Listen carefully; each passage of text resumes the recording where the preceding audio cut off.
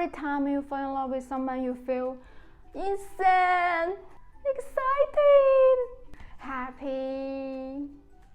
Well, but do you wonder why we love each other? And what's the science behind love?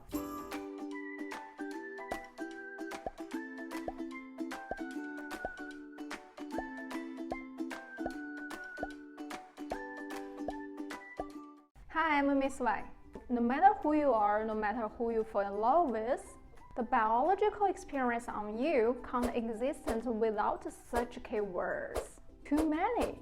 No worries. Today I will talk about only 2 keywords that you probably have already heard before to work through scientifically why we love. Okay, let's see dopamine first. Dopamine is created in our brain. It enhances the increase of hormone. Also, dopamine affects various organs, including the genitals, the sweat glands. This is why when you see your Mr. and Mrs. Right, you feel nervous, sweaty, blushed, or you found that today the sky is bluer. As consequences of dopamine being released, mood and emotions are also influenced, leading to the emotions of excitement and happiness. Meanwhile, hormone increases sexual desire, but also increases aggressive behaviors and may push someone to pursue the one who is feeling this intense response. After this step, neurotransmitters and the PEA lead to focused attention. Individuals start to zero in on the person they desire, and at the same time, the neurotransmitter norepinephrine is a stimulant, so it also causes the individual to feel alert, potentially unable to sleep, and enable them to notice and remember even the smallest details on their partners. Dopamine also plays a vital role in feedback loop, the brain reward system. This reward system is influenced by the central nervous system and the contents of bloodstream, such as the levels of various neurotransmitters. The reward system sends medical messages, well neurotransmitters, to various parts of our bodies, including the stomach, genitals, skin, and so on, which cause them to send back the signals back to our brain.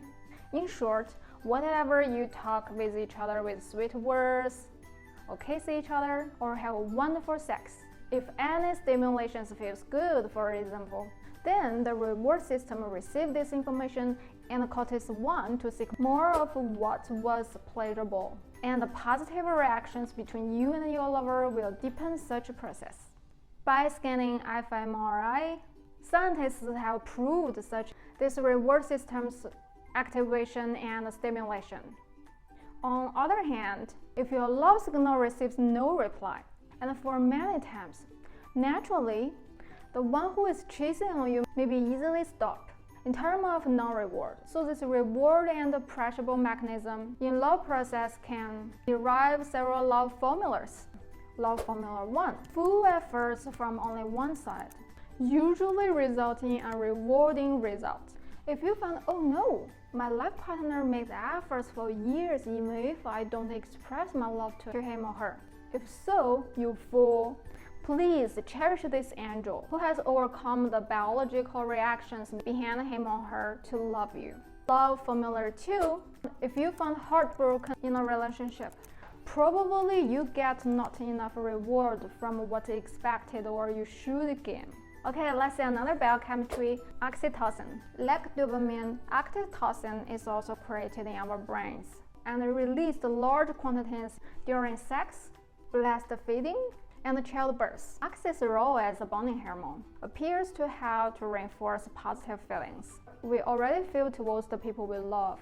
That is, as we become more attached to our families, friends, and significant ones, oxytocin works in the background, reminding us why we love this person and increase our feelings to love this person more, and increasing our affections for them. You may ask, is the oxytocin released both in men and women? Yes, And for men, oxytocin is the key factor to keep peaceful in monogamous marriage. According to a report from Time magazine, researchers suggested that oxytocin actually have a dual effect by not only making partners more attractive, but also actively deterring against other potential mates. The researchers found that they develop a very strong preference for the partners and a slight aggression towards who are not their partners. Okay, basically this is the biochemicals behind why we love. Dr. Helen Fisher once published a groundbreaking academic book, Why We Love. She said the romantic love can break down into 3 categories: lust, attraction, attachment. Every category is characterized by its own set of hormones stemming from our brains. But here comes Ms. White's question. Since all the love processes is closely associated with the biochemicals behind, we just mentioned before, so as we age, will these biochemicals also make impact on our romantic relationship? Scientists did a lot of researches as well. Let's focus on dopamine first. There are overwhelming amount of researchers have already studied that. As we age, our dopamine levels naturally decline, which could explain why we're less likely to seek rewards. Explained by Dr. Robert Rulin. In this effect we saw in the experiment may be due to dopamine decline, since age was associated with only one type of risk taking and mirrored the annual effects of dopamine drugs on the decision making.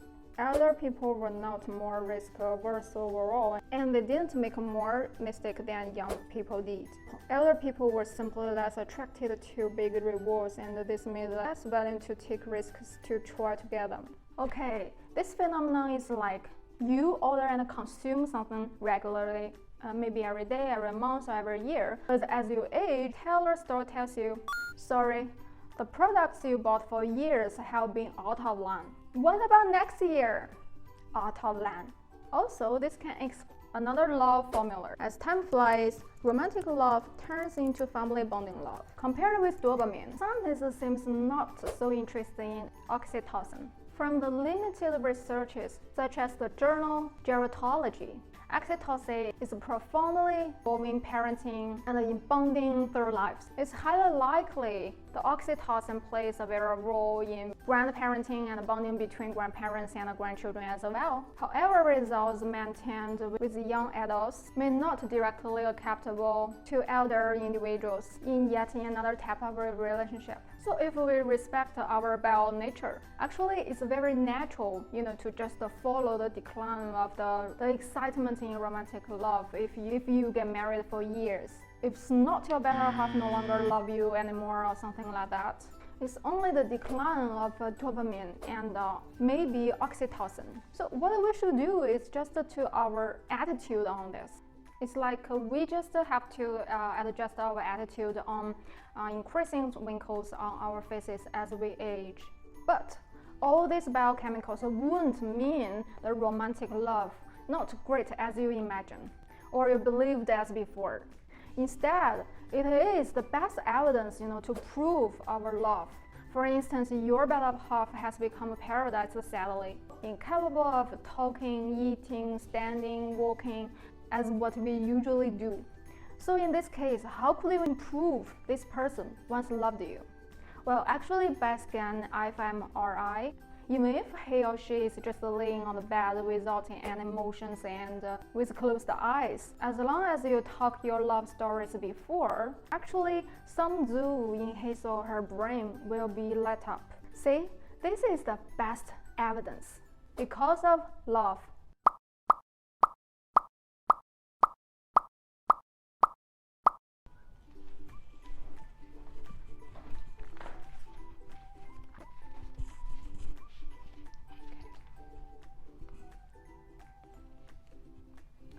Every time you fall in love with someone, you feel insane, crazy, excited, happy.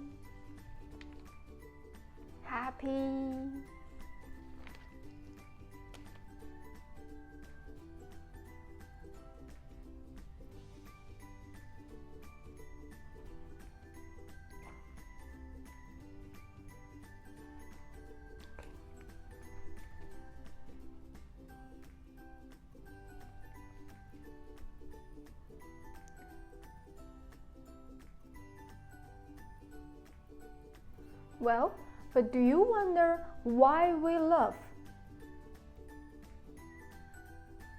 Well, but do you wonder why we love each other? And what's the science behind love?